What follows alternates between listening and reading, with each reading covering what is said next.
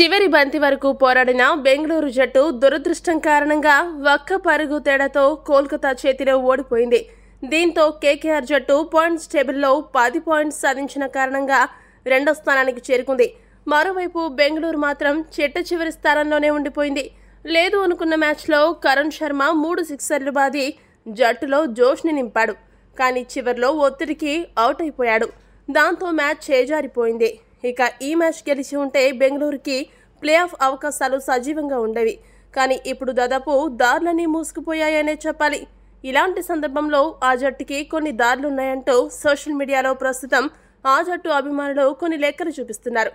మొదటిది, బెంగళూరు జట్టు చేతిలో కేవలం 2 పాయింట్లు మాత్రమే ఉన్నాయి. అయితే వారి చేతిలో ఇంకా 6 మ్యాచ్లున్నాయి. అదృష్టం కలిసొచ్చి బెంగళూరు అన్ని మ్యాచ్లు గెలవగలిగితే 14 పాయింట్లకి చేరుకుంటుంది.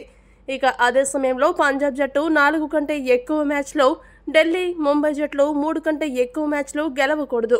లక్నో, గుజరాత్, చెన్నై జట్లు 2 కంటే ఎక్కువ మ్యాచ్లలో విజయాలు సాధించకూడదు.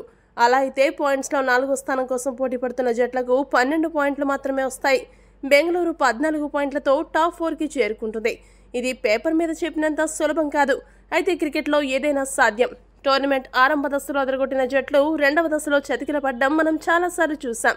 కాబట్టి ఏది సాధ్యం కాదని ఇప్పుడే ఎలా మనం డిసైడ్ అవుతామంటూ కొంతమంది బెంగళూరు జట్టు అభిమానుల్లో ఆశావాదులు ఈ లెక్కలు చూపిస్తూ తాము ఇంకా రేస్లోనే ఉన్నామంటూ ప్రచారం చేసుకుంటున్నారు.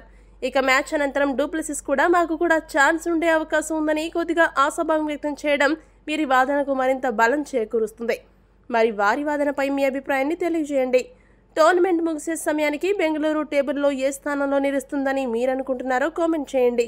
మరిన్ని అప్డేట్స్ కోసం మా ఛానల్ సబ్స్క్రైబ్ చేసుకోండి.